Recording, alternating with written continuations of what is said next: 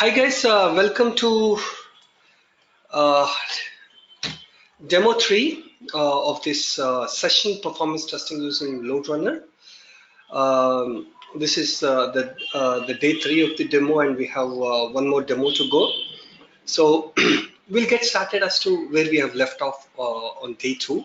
Okay, so today we're going to start with performance testing lifecycle, guys. Okay. So actually, it's a little boring, to go through the stages and understand. But stay with me. Try to concentrate a little bit so that you'll get a hang of this.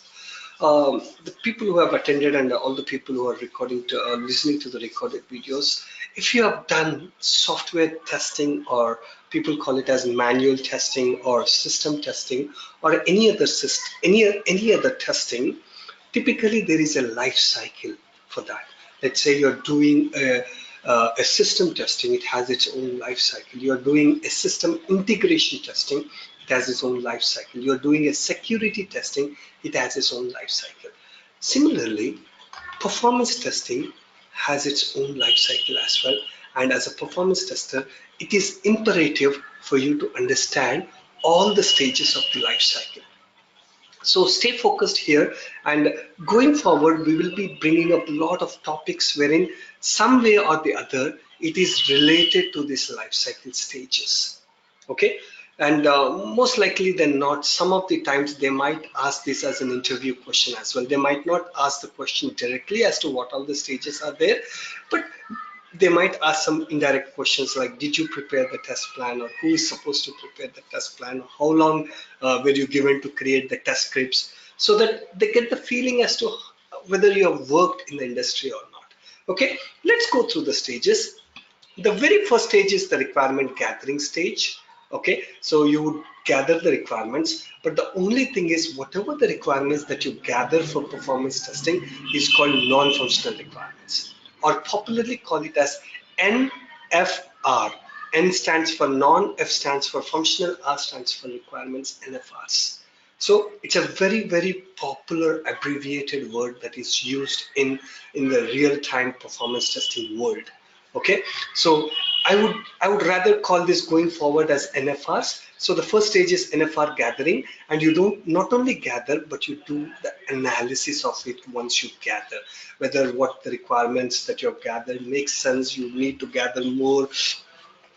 At the later stage in my class, I'll try to cover in detail all the requirements that you need to gather, and when do you know that I have gathered all the enough information, and I can go to the next stage. I'll cover all that, but right now you just understand that this is the first stage. Okay, and who is typically involved in that? A test manager. Okay, a test manager, or sometimes even the test lead will do it, but usually it is the responsibility of the test manager. Okay, and when do you know you are done with this stage? When you create a document called NFR document, and you present it to the client, and he gives a sign off as in, I've read this document and I'm happy with the requirements that you have gathered. This is when you know that you're done with this stage. Typically in the interviews, the general question that they would ask is, what are the challenges that you're faced when you're collecting the NFRs? Well, there are many challenges. From my real projects, I would like to share a couple of anecdotes about it. So there was this one time wherein my client has a very minimal knowledge on performance testing. Okay, and typically that's the case with a lot of clients, because this is not done by in every project, and every single client would have experienced this. Okay, when I said client, I mean the representative of client. It could be a business analyst, it could be a test manager from the client side. Okay, he could be a project manager from the client side. He would have experienced this performance testing before, and he doesn't know what to give you as a requirement. So this is when you typically educate them as to what they're supposed to give as the requirements. And then what happened in my case was, he just gave me the names. Okay, you want the transactional volumes, go talk to this team. You want the performance critical transactions, go talk to this team. Okay, you want the performance testing environment details, go talk to this team and infrastructure team. So I have to talk to multiple teams to gather all this information before I'm ready. Okay, so there's challenges I've faced on that front. So probably you can use that as a challenges as well in your interviews. The next stage is the test planning and the strategy phase. Okay, again, this stage is there in all the life cycle stages. I mean, testing life cycle stages, whether it's manual testing or automation or security. This is the stage wherein you do the planning as to how you're going to go about and you're going to perform your performance testing, or how you're going to go about do your performance testing. Planning is essential, guys, in general. Let's say you're preparing for your final exams. Let's say you're a BTech or a BEd or BSc, and you wanted to do good with your exams. There is certain planning that you do for that. At least 2 days or 3 days prior to the exams, you start doing the planning, saying that, oh, this exam I have a couple of days time, so I need not have to prepare for that. But for this exam, there is no gap, so I'll prepare right away so that I'll just do the revision before the exam. So you do all the planning, okay, before the exam. So just for the exams, you do so much planning. Imagine the client is spending thousands of dollars on this project. So the planning is essential, okay? And the planning is usually done by a test manager or a test lead, depending upon your company and depending upon your project. Different things will be put down. I mean, whatever is being planned, they don't put it in their head, but they document it and they create a test plan. Okay, in the test plan, various things will be planned, like by when I should complete the scripts, by when I should complete the execution, by when I should complete the reports, but and who all should coordinate, how many members I would need to complete this project, what all the tools I would need this for complete this project, and if I need for an emergency basis, who all the people I should contact. Do I have the entry and exit criteria, and what is there in the scope, what is there out of scope. So much will be planned and put that in the document. Usually this stage lasts for the first stage would last for 10 to 15 days, and same is with this one, which is like 15 to 20 days. Okay, once the test plan is done, and one more thing, one more important aspect is workload modeling, or in other words, WLM. W stands for work, L stands for load, M stands for modeling. Workload modeling is a very, very important uh, action item, or a task that you have to do. I will explain clearly what is this workload modeling and what is the Little's law when we are doing the workload modeling, and how to do that in my class. But at this point of time, just know that this activity called workload modeling is done during the test planning phase, and it will be included in your test plan.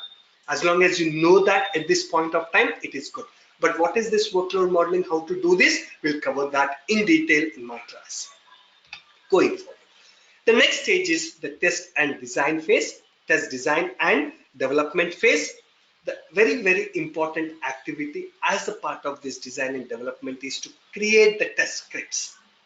Okay, so who would do it? A performance test specialist like you. Once you have learned this tool called LoadRunner, you would be called as a performance test specialist. You are the one who is supposed to create these test scripts. You are the one who is supposed to create these test scripts. Then obviously the execution, you have the scripts, you have to execute it. So you do the execution. Again, who would do it? You only, performance test specialist, would do it. How long this script stage will last? It typically 1 month, and execution typically 15 days. Once all the scripts has been developed, then you go with the execution part. Okay, then using this reports or the results, you do something called test result analysis. Analysis means making sense out of these results. Okay, why the application is slow, or why the application is fast, what is the problem with my servers. You do a lot of analysis. Analysis is making sense out of the data, is nothing but analysis. So there is a stage called analysis, which again lasts for 1 to 2 weeks. And once the analysis is done, you create a final test report if you find everything is good. But if you find something is fishy, something is wrong, the application is slow, if the application is slow, then definitely there is an issue with the application. Okay, if the application is slow, there is an issue with the application. And issues in performance testing, we call it as bottlenecks. Issues in manual testing, we call it as defects or bugs, but issues in performance testing, we call it as bottlenecks. Okay, so if you have issues, you cannot create the test report and you say that you're done. You have to do the bottleneck analysis. It's not that you have to do the bottleneck analysis. You will be involved in the bottleneck analysis. Who would do the bottleneck analysis? It's not one person job.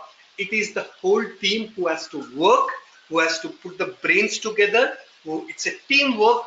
Who all, when I say team, a developer, a system analyst, a network guy, a server admin, a network analyst, a database analyst, all these guys, a developer, performance engineer, performance tester, all these people will work together to identify what is this issue or what is this bottleneck and try to rectify it. Who would rectify it? Typically a developer or a performance engineer would rectify it.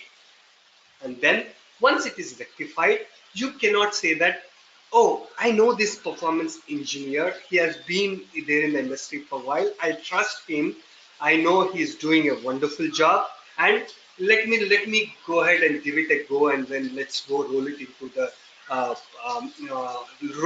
the production. We cannot say that. Even though he's an experienced guy, even though he says that he has fixed the issue, you want to see it with your own eyes that this problem is fixed. So for that, what do? You do the test execution again, and you create the test results again, and you do the analysis, and this time around you find it happy, then you give the report and you say that the cycle is done. All the stages are done, the cycle is done, and you finally submit this report to the client for the sign. So these are the different stages of the performance testing life cycle. All these stages together typically takes 3 months, but sometimes it takes 4 months. It completely depends on your project. But from my case, most of my projects were done in 3 months. Okay, so 15 days for this, 15 days for this, 1 month for this, 15 days for this, and 15 days for this. Typically, it's 3 months time. So this is what performance testing life cycle does. And these are the different stages, and these are the different people who are involved in performance testing life cycle.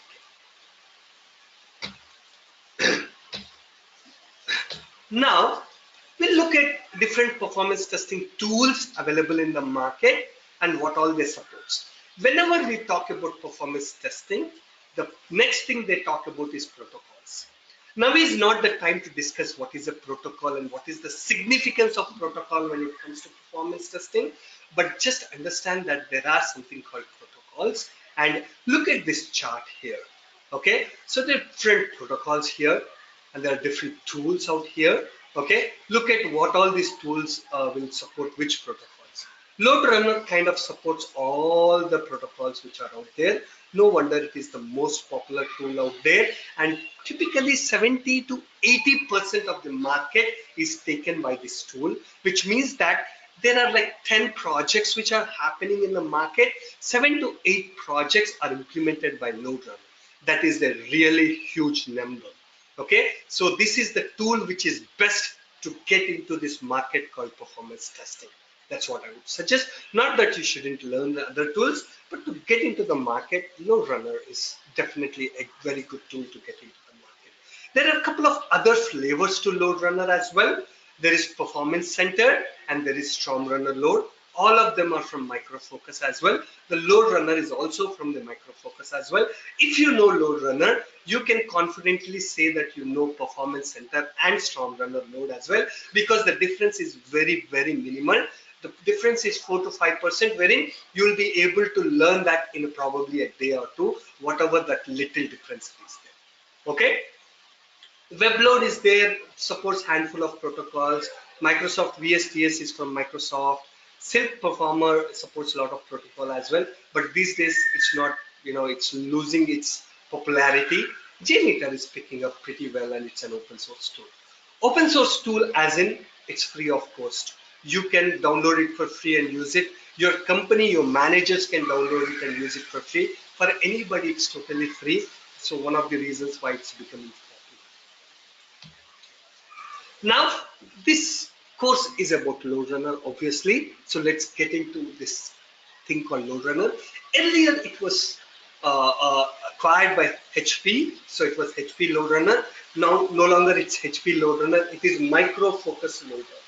Okay, it's bought out by Micro Focus, a company called Micro Focus, recently 5 to 6 months back. Okay, so let's look at different components of LoadRunner. Okay, so usually when you download and install a tool, usually a one tool or component is installed. For example, if you download and install Notepad++, only Notepad++ is installed.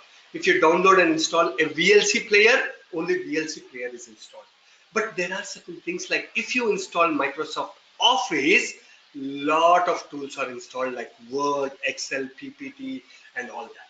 Similarly, when you install LoadRunner tool, it's not one tool or one component which is installed. There are multiple components that are installed. So the components that are installed when you install this LoadRunner tool or LR, LoadRunner means LR means LoadRunner, popular name called LR. Okay, going forward, I will be using LR. LR means LoadRunner. Virtual user generator, popularly call it as VUGen. Virtual user generator, VUGen. Okay, controller, analyzer or analysis, or load generator or LG. L stands for load, G stands for generator, or there are other names for it. If the other tools like JMeter, they call it as load injector. Agent machine is quite a common name. It's used across all the tools. So whether you're calling it as an agent machine or load injector or load generator or LG, it's one and the same. But in LoadRunner, everybody starts using LG, not load injector or agent machine. So once you install the tool, you will be able to see this virtual user generator controller analysis, but you will not be able to see this load generator with your naked eye. You will not be able to see the load generator with your naked eye. You see, you install, you go to the start button and you install, you click on HP software, HP LoadRunner, you will be able to see virtual user generator, controller and analysis, but nowhere you will be able to see the generator because it works on the background. It has a very, very, very important task, but it completely works on the background. And how important it is, what it is, we will look into it going forward. So we'll start with the virtual user generator today, okay? Or I'll start using the term VUGen. Just give me a couple of minutes, guys.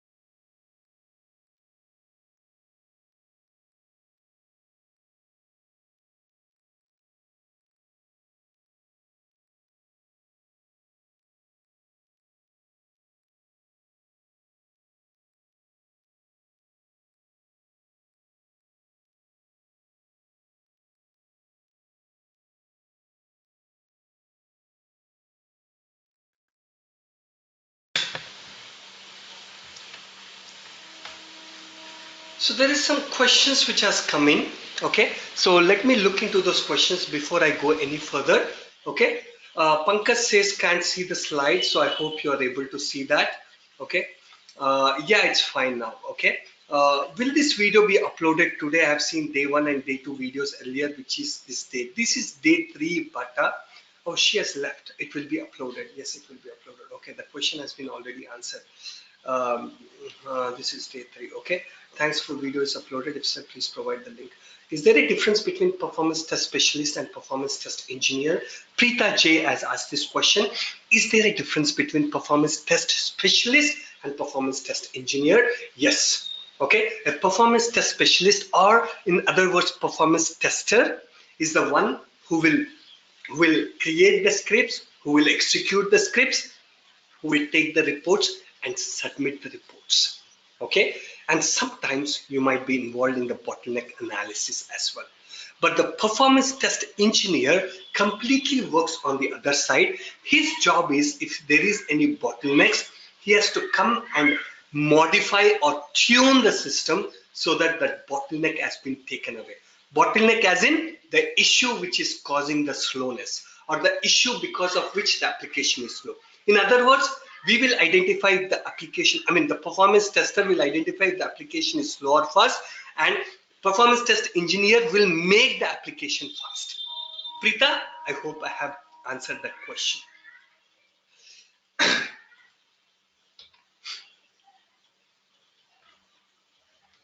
Okay, so in this performance testing life cycle stages, let's see where these components come into picture. How many components were there? There were three components: VuGen, controller, and analysis. Okay, so where these components come into picture?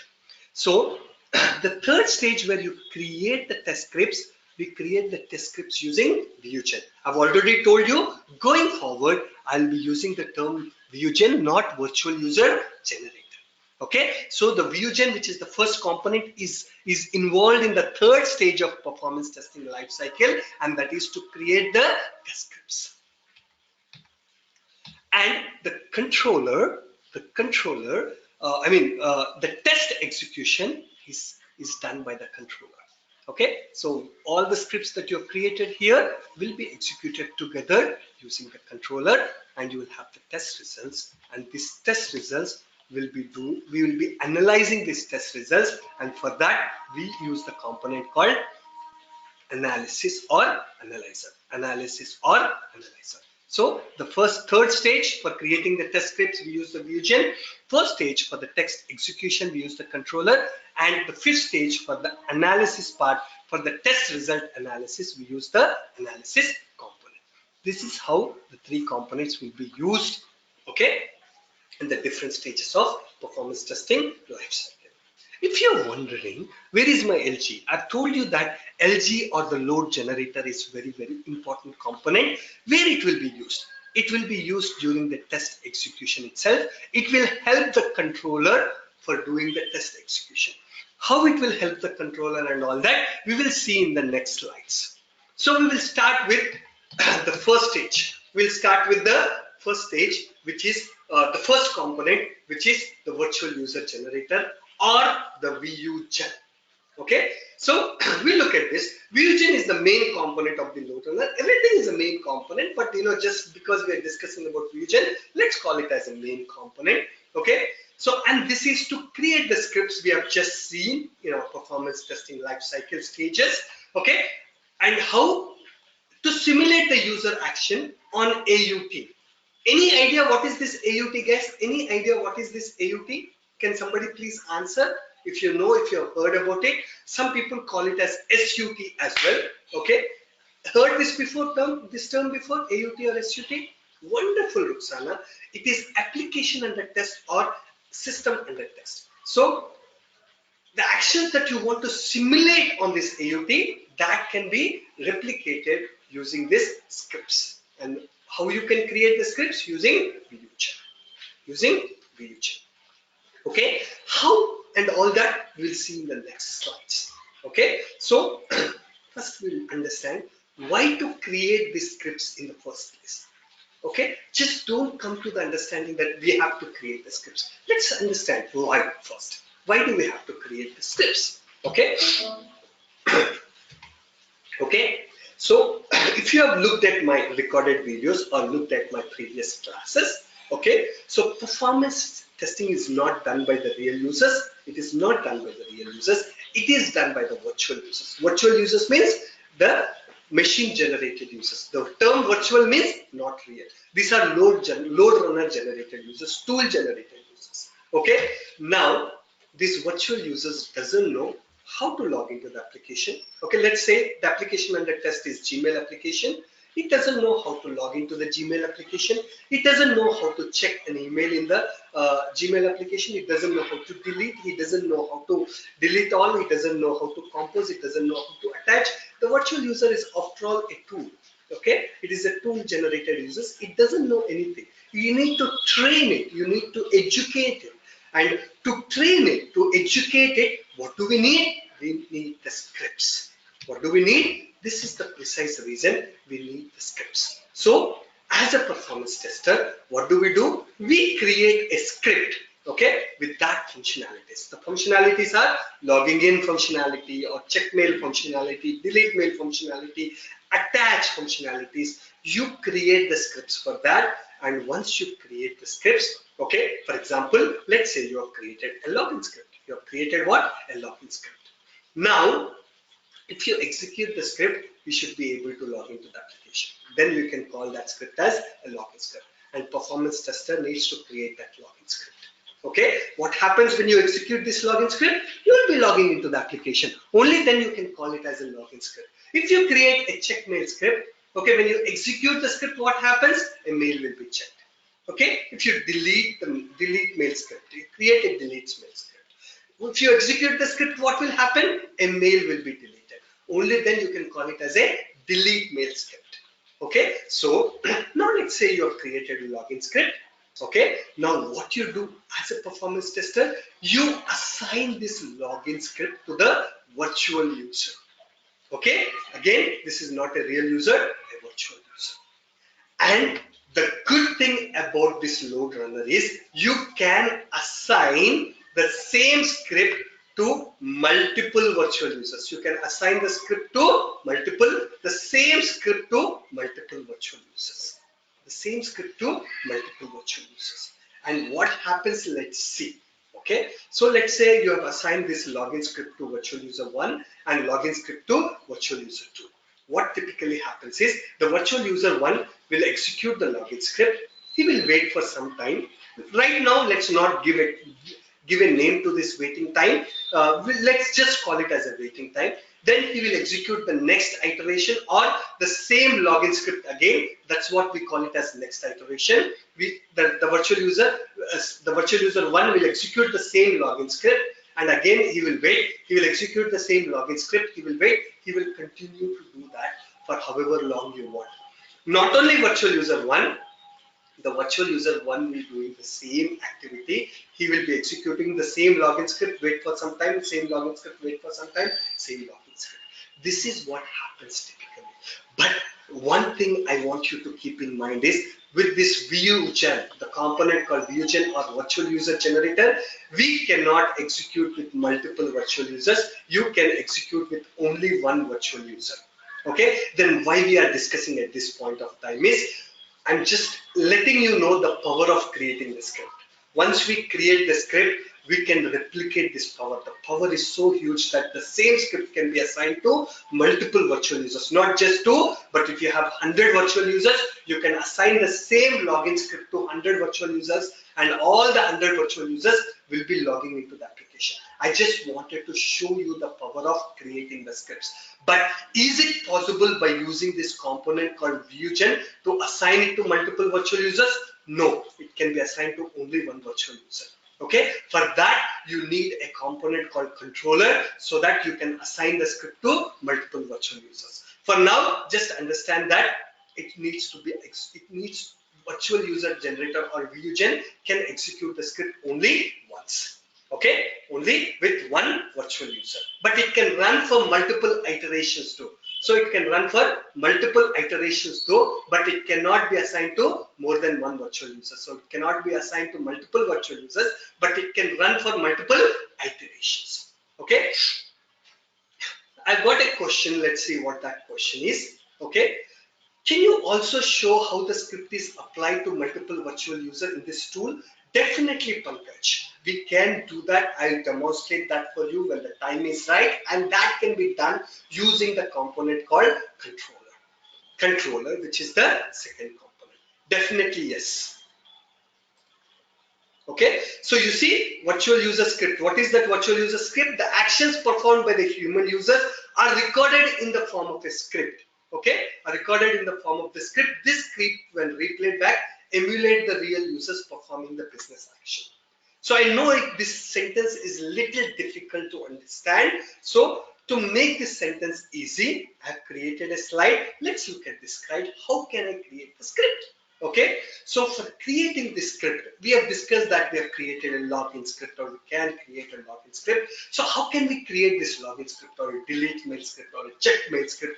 How can we create it? Okay, so we need not have to create it from the scratch, or you need not have to develop it or code it from the scratch. No, you need not have to do that. There is very simple way. How do we do it? We record it. It's very simple. Okay, why do I record it? Let's look at this recording. Okay, let's go back to our Mark. We have been looking at this guy called Mark from last 2 days. Let's go back to the Mark. Now Mark is a big celebrity. He's a huge guy and all that. So he has invited, let's say, a Jessica Simpson to his house for one of the parties. Now Jessica Simpson is a huge star. She's a singer. Now Mark is asking Jessica Simpson, can you sing for me? Okay, Jessica Simpson said, okay, now you're such a big guy, so let me sing it for you. Now his Mark said, wait, you're singing in my house, let me record it using a recorder. So he is using a recorder to record Jessica Simpson's song. Okay, so as Jessica is singing, Mark will record the whole song. Why? So that when Jessica is not around, however she will not be around, he can play that song any number of times. So what is Mark doing here? The very first time Mark has captured all the live events, which is the live song, and later he can play back any number of times, or he can assign that cassette, or he can assign that song to his subordinates so that they can play it for him any number of times.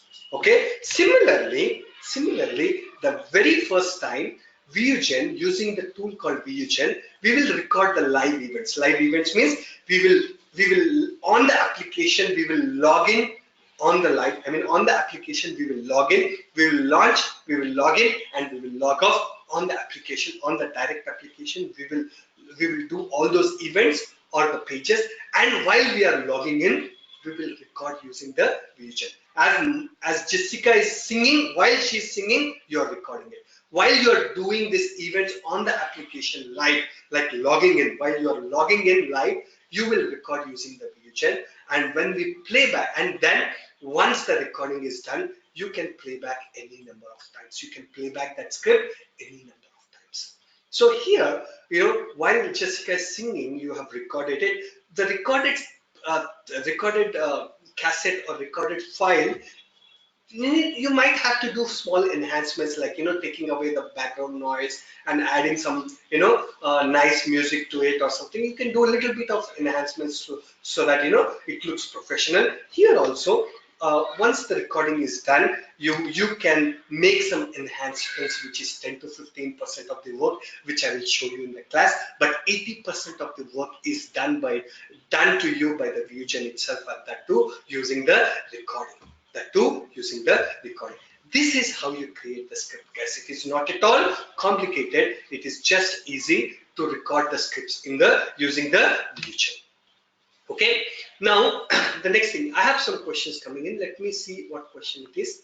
Okay, what is the language used in the script, and for a non-programmer it is tough to maintain the script? Pankaj, no, you are non-programmer, it is still good for you. Okay, the language, I'm coming to that point itself. Let me cover as a part of the slide. But if you're a non-programmer, it is totally fine. I was a non-programmer and I'm still a non-programmer, but I'm totally comfortable. But yes, there is little bit of knowledge I expect you to know, like little F loops, little logical statements. As long as logical statements you're able to make, it should be fine. But you need not have to be a hardcore programmer. Okay, you know the basics, it should be good. Selenium IDE, I don't know honestly, Preeta, but I know QTP. There is little bit of difference, but yes, overall it's the same concept. You record and you play back. Selenium IDE is also the same thing. You record and you play back. So yes, it is close to Selenium IDE, but it works in a different way, which we will discuss at a later point of time. Some black spot is on the screen, can't see the screen. Okay, so I hope you're able to see the screen now. Okay, so that black spot was, I was looking at your questions. Okay, so now let's go back. Okay, so can you please share us the notes? Ramesh, Vandana, you can answer to that question. Okay, so scripts are created in the C language you have used, okay, or JavaScript. You can choose whatever language you want. Almost 95% of the performance testers use the C language because it's been there for a while and most of the people are comfortable with that. Okay. Vuegen component provides performance tester with the replay action. I've already told you. Okay, it is provided with the replay action, replay option. This is not to apply the load, but it's just to make sure the script is working fine. But applying the load will be done by the controller because only with the controller the script can be played back with multiple virtual users, which we have just discussed in my previous slide. Okay.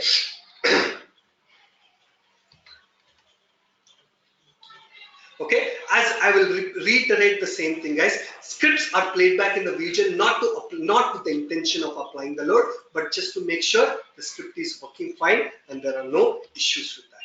Okay, so with Vuegen, in other words, with Vuegen, you will be able to run the script only with one virtual user, not with multiple virtual users. You cannot be playing back with the multiple virtual users. Then if you want to play back with the virtual users, okay, then what do we need? What do we do? If you want to play this script, this login script or whatever the script with multiple virtual users, then you have to use a component called controller, which I will show you later when I'm demonstrating the tool. So let's look at the controller now. Okay, let's take a case study and let's say there are two scripts. Okay, two scripts. One is check mail script and one is delete mail script. Yeah, I know in the real-time projects there are a lot of scripts, but just for our discussion purposes, let's limit it to just two scripts, which is check mail script and delete mail script.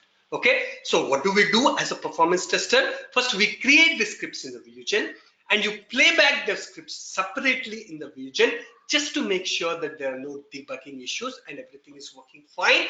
And finally, both these scripts will be executed in the controller simultaneously. And not only simultaneously, okay, not only simultaneously, but with certain number of virtual users to create the load. In other words, if you look at this chart, you get the clarity. Okay, check mail script and delete mail script. Check mail script you can execute with 600 virtual users.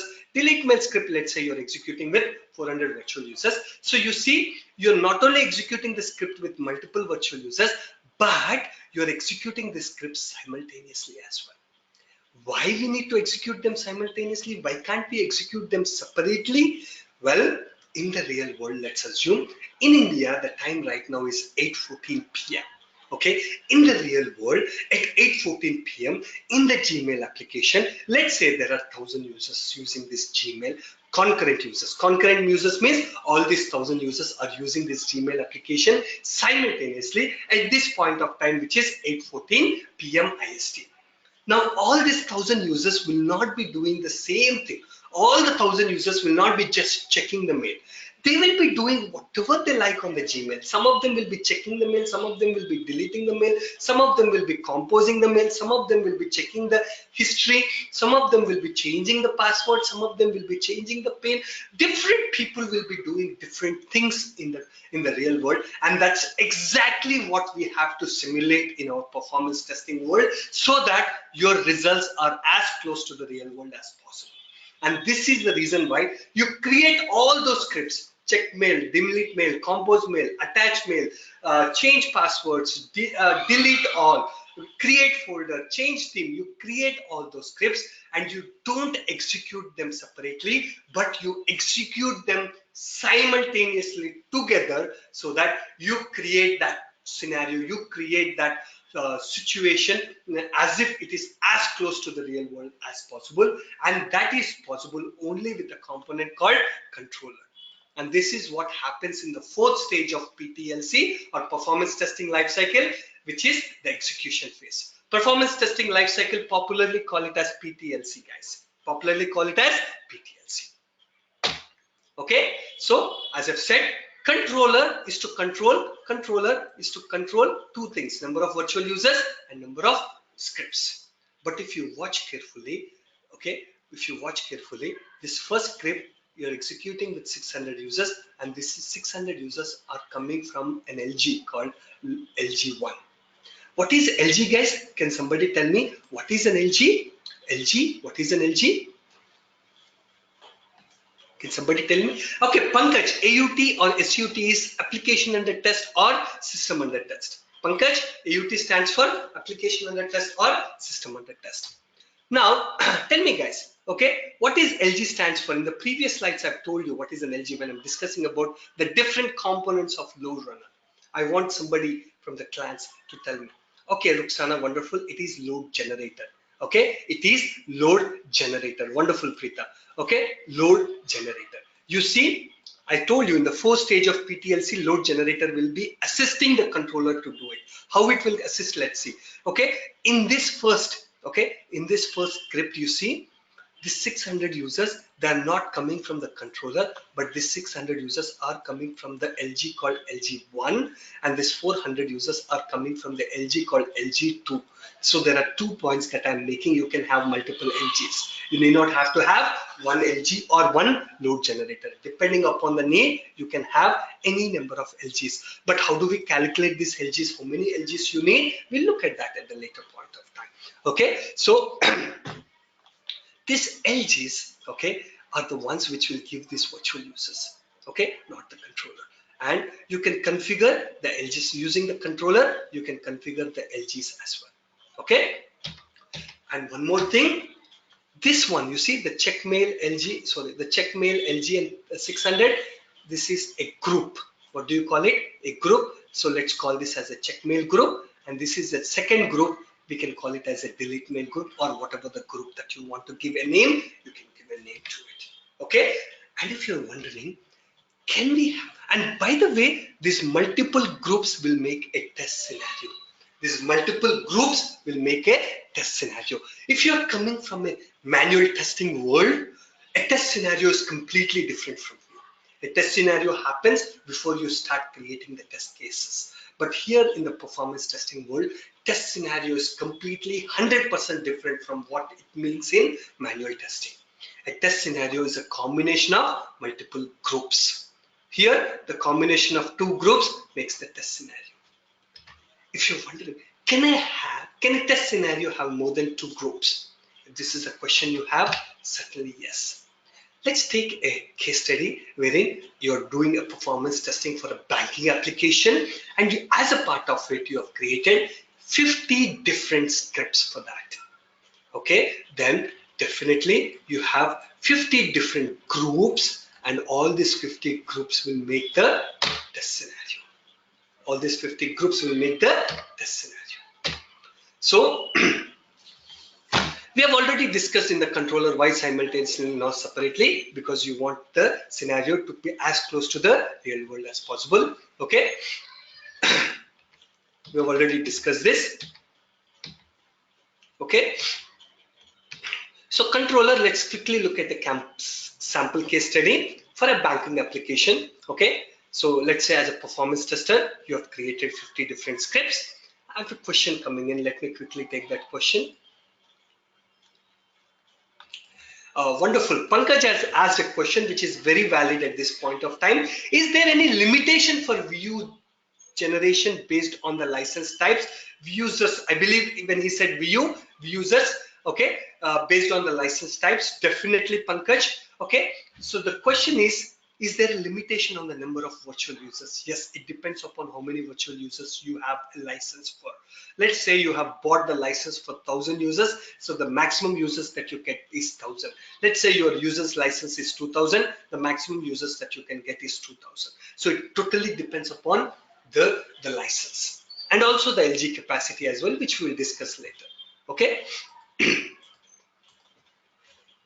Now, what I have done as a performance tester, I've created the scripts in the ViewGen, all these 50. Then I've executed each script individually just to make sure none of the scripts have issues. And the third one is, let's say I'm supposed to run this test run this test with 1000 concurrent users. Okay, then what you do now, all these 50 scripts are put together in the controller and you assign 1000 users overall. Let's say the account summary is 200 users coming from LG1. Statements history is the next script. Let's say it's 1000 users, 100 users coming from LG2, and the next one is, let's say, 100 users. The third group, let's say 400 users.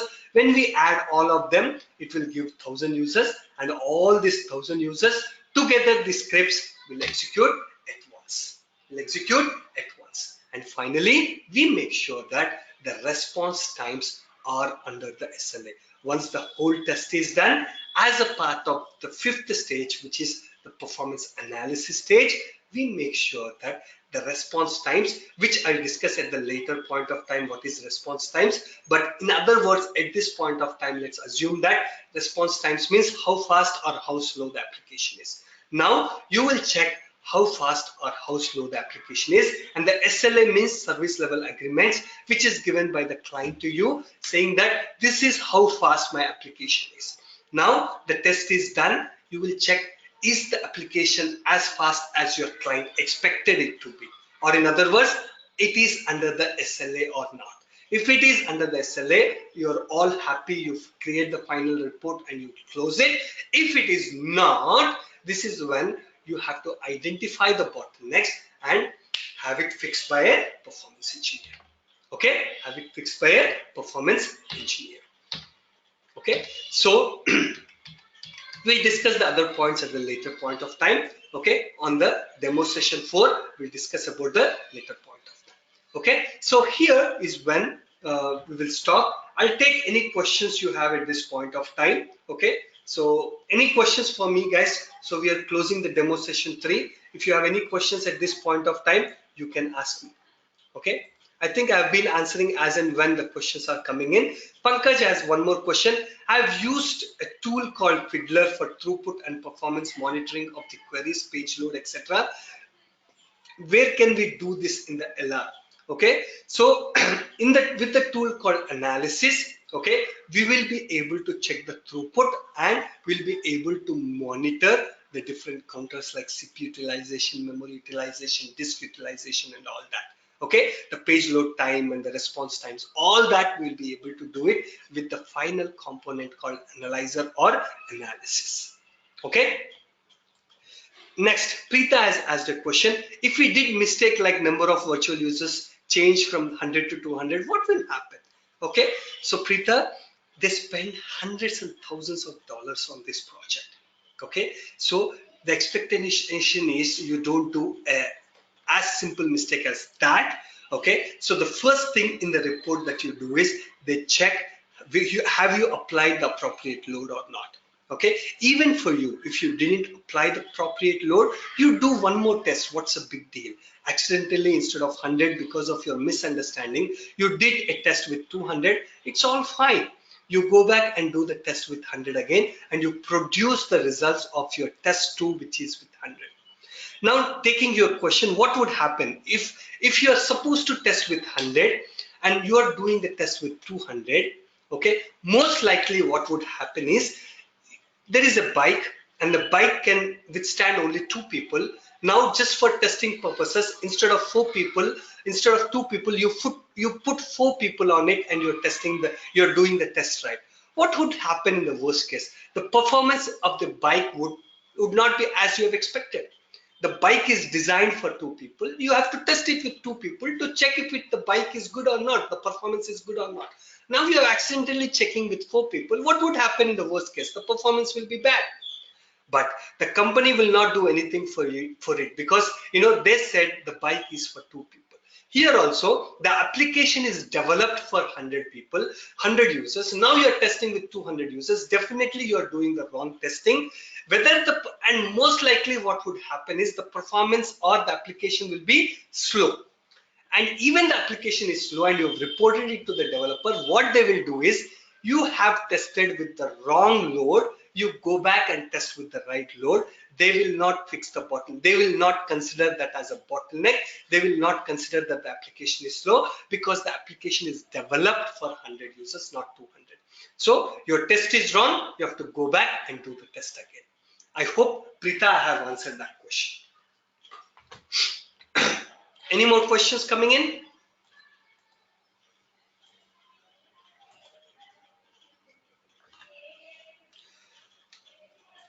Okay, so let's close the session today, and demo 4 will continue from where we have left off from here. Okay, and then we will start the regular sessions.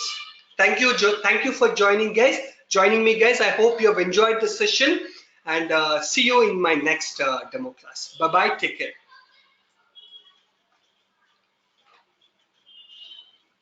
Pankaj, we cannot do the demo for each component. Analysis is a component as a part of the LoadRunner, which will be covered, but I cannot give a demo. The demos that I'm taking is a part of the course itself. Okay, analysis is the last component, so I'll do it at that point of time. I hope you understand that. So bye bye, guys. I'm stopping recording, Vandana.